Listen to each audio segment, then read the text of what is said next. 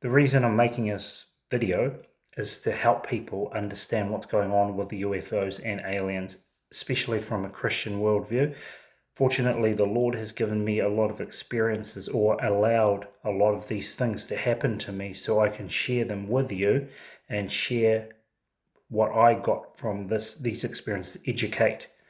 And I don't claim to know everything, but I do have a lot of information from what I've experienced, and I'm willing to share.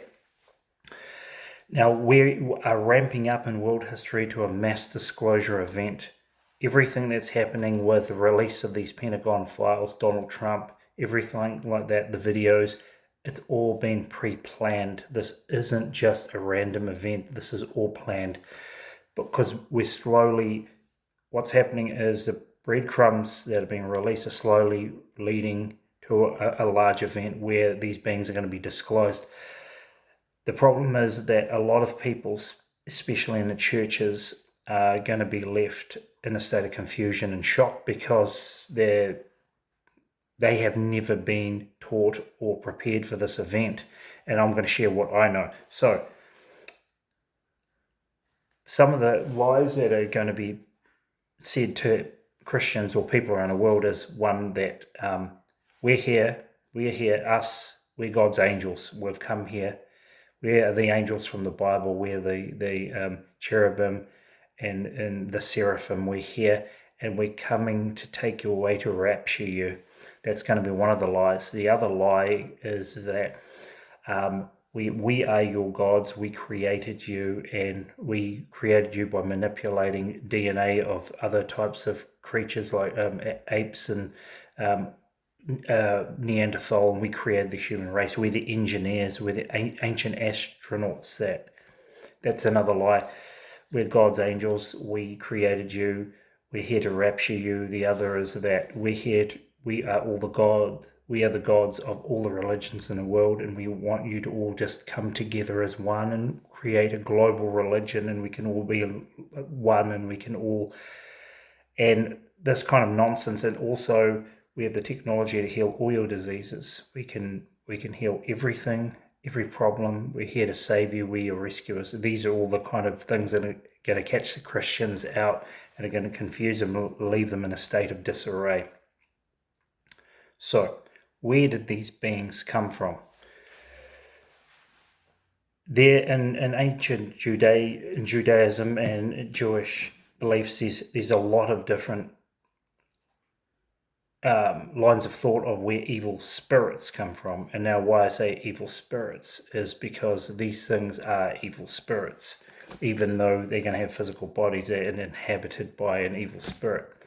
So some of the beliefs in Judaism is that these beings were unfinished creation during when the Sabbath came up for God to rest. He didn't quite finish some of the beings, and they were left as spirits moving around a planet without bodies.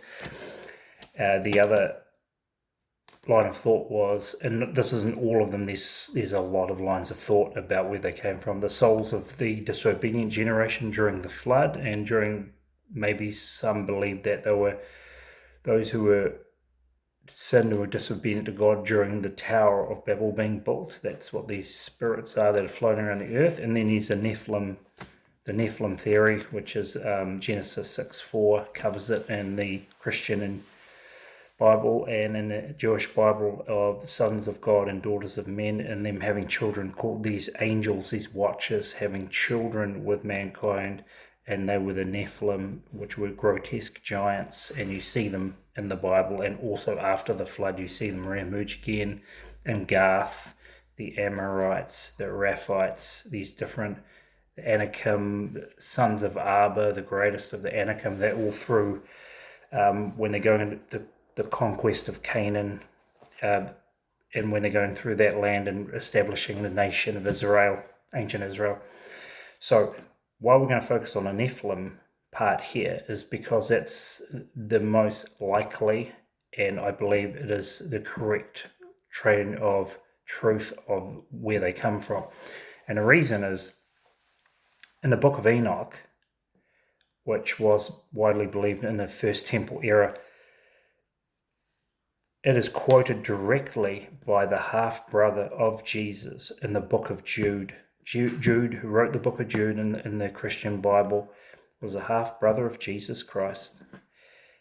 He quotes a fragment directly from the book of Enoch in Enoch 14, and I can read that to you just for some perspective. Enoch, the seventh from Adam, prophesied about them, and this is the fragment. See, the Lord is coming with thousands upon thousands of his holy ones to judge everyone and to convict all of them of their ungodly acts they have committed in that ungodliness, and of all the defiant words ungodly sinners have spoken against him. So you've got that fragment straight quoted directly from the half-brother of Jesus from the book of Enoch. So it would be safe to say that this is probably true, the book of Enoch. And that book of Enoch talks about the watchers who came down, the 200 who came down and took wives for themselves and had children by these wives. And you probably think, how can this be? How can an angel who's a spiritual being have a physical child? What you're talking about, no one really understands the concept of what an angel is and what their abilities are, especially different types of angels. You've got seraphim, cherubim, seraphim, the burning ones. What does that even mean? Satan was that chief cherubim who was in Eden. And then if you go up to Jude 6, he talks about, and the angels who did not keep their positions of authority but abandoned their proper dwelling, these he has kept in darkness, bound with everlasting chains for judgment on the great day. Don't take my word for it. Read the word of God. It's written in there. So we got that so at this stage where we are, we can safely say that these spirits that are around the world, these evil spirits that are going to manifest themselves, they're already here. They come from offspring of fallen angels. Now, what are greys, the different types of aliens, that people encounter, that I've encountered myself? Greys, reptilians, and Nordics, those main groups. Okay, what I believe they are, in my personal opinion, because I've had situations where I've come under paralysis and these beings have been in my house, and God has told me, greys are in your house, greys are around your house. And then he'd say, don't worry, they can't come near you. And then I've prayed and angels have pushed them back. So what are these beings? They're able to take physical form, and they're able to manifest themselves inside buildings and then disappear and reappear. They're able to psychically contact people. So what are these things? Okay, I believe it's the same thing happening now as it did back in Genesis 6:4. We've got angels manipulating DNA and creating hybrids that are evil, that are optimized for certain tasks. So I believe greys are biomechanical robots. So they are actually biological beings, but they've been optimized to do certain things, abduct humans, extract DNA. Because Satan cannot create with his own hands like God can. He can't just miracle something physically into being. So what he has to do is just use advanced technology.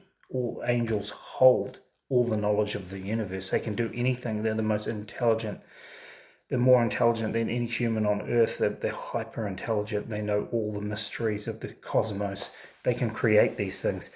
Reptilians as well, half lizard, half man hybrids, super intelligent, created by splicing DNA. These are DNA abominations. Nordics, same thing, optimized to perform a certain role. Every one of these beings, of these false aliens, because they're not aliens at all, they're created beings, these are all optimized for this coming deception. The Nordics, a prime example, I remember when my mother told me years ago, this was 25, 30 years ago, that she was asleep one night and she heard this beautiful voice speaking to her, and she was paralyzed. She couldn't move, and then she looked up and she could see through the roof of the house. There's a giant UFO sitting above the house, the lights, she could see the underneath of it. She could hear this woman, a calming voice, speaking all this new age sort of stuff to her about the, cosmic love and all that, from memory what she said. And she said, I rebuke you in the name of Jesus, and the UFO just floated away and disappeared. So I call those things, the sources of Satan. So we have to all be ready. And I guess another thing is, where are these beings, that are going to appear? Well, I personally believe that, Satan is creating his own family, and his own family are these greys, these reptilians and Nordics. That's his creation, in a sense. He didn't miracle them into being. They've been made through advanced technology, but this is his family. He wants them to take over this world. See, the authority was taken off them when God created Adam and Eve. So it pushed his authority of this world away and put them back in charge, the human race. Then they sinned, and then it put the onus, the authority back onto Satan. Then Jesus came and died for the entire world, and that it took the keys of sin and death back off him again, and it took the authority of the devil again. So it's this back to and throwing. Then the Nephilim being placed on earth during the time of the flood, was Satan doing it again, trying to wipe out the human race by infecting all the DNA of mankind with Nephilim DNA. So creating his race, being like God, trying to create. Then they all got destroyed in a flood, except for Noah, his wife, his 3 sons, and their 3 wives. 8 in all went into Noah's ark, and the animals. Why? God wasn't trying to wipe all sin out. He was trying to wipe the Nephilim out. If he wanted to wipe all sin out, he'd have to wipe out Noah and his family as well, because that seed of Adam, that propensity, that leaning towards sin, is still in the blood, you see. So the prime reason for the flood was to wipe out the abominations that were on the earth. So you could see how widespread Satan's infecting of the human gene pool was back then. And this is that's happening. These aliens, the so-called aliens, these abominations, these Nephilim creations, different types, they're all being made in underground bases, undersea bases, probably in the moon as well, different places, because there's a lot of advanced technology involved in this whole thing.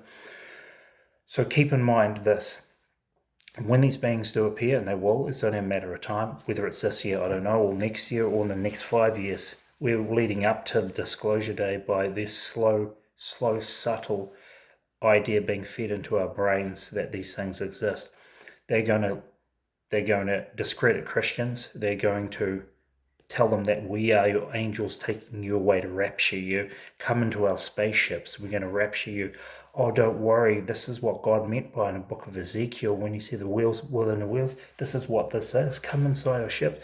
And then they're going to take the Christians away, and the reptilians will probably eat them. That's probably what will happen. Or they'll just use them as slaves. We are your gods. That's the other lie, the ancient alien theory.